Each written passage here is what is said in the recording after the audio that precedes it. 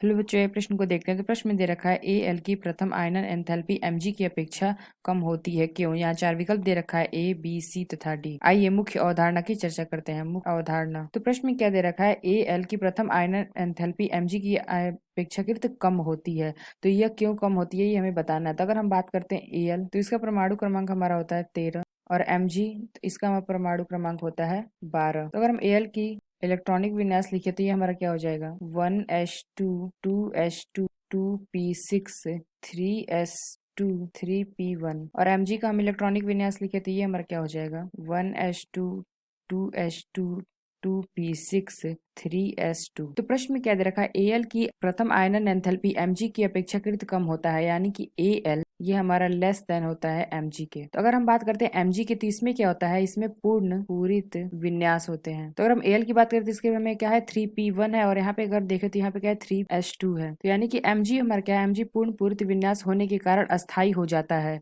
तो जो हमारा mg है, mg पूरित विन्यास होने के कारण स्थायी हो जाता है। तो यानी कि हमने क्या देखा, जो हमारा mg है पूरित विन्यास होने के कारण अस्थायी हो जाता है। तो यहाँ पे अगर हम देखें तो यह इसमें क्या है युग्मित s यानी कि 3s2 ऑर्बिटल में इलेक्ट्रॉन हटाना क्या होता है अयुग्मित 3p1 की अपेक्षाकृत कठिन होता है। यानी कि जो हमारा Al है और ये हमारा mg दे रखा है, तो हम क्या कह सकते हैं युग्मित 3s2।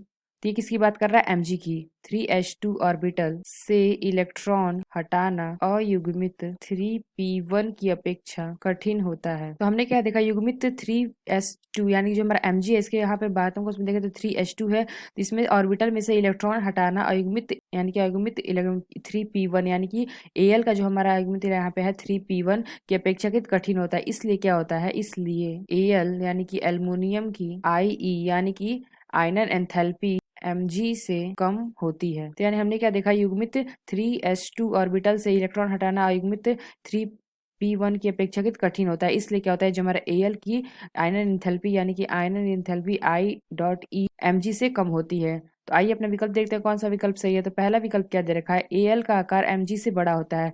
तो यह हमारा कारण नहीं है, क्योंकि यहाँ पे हमने क्या देखा क्यों हमारा कम हो रहा है, क्योंकि जो हमारा 3s2 है ऑर्बिटल में इलेक्ट्रॉन हटाना युग्मित 3p1 की अपेक्षाकृत कठिन होता है, इसलिए हो रहा है। यानी कि जो पहला विकल्प है यह विकल्प हमारा गलत होगा।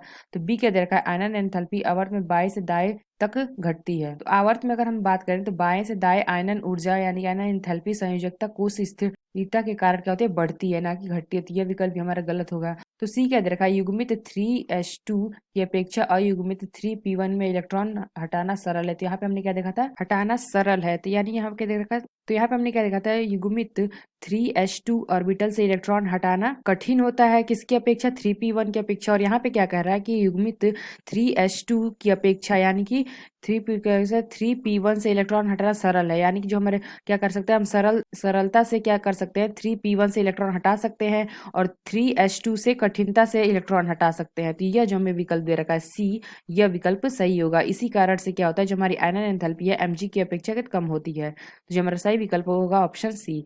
तो डी क्या दे रखा है एल्युमिनियम एक अक्रिय धातु है जबकि मैग्नीशियम सक्रिय है। तो यह विकल्प हमारा गलत हो गया, क्योंकि यहाँ पे क्या बात कर रहा है कि इलेक्ट्रॉन हटाने के, यानी जो हमारा सही विकल्प होगा ऑप्शन सी। तो आशा करते हैं आपको समझ में आया होगा। धन्यवाद।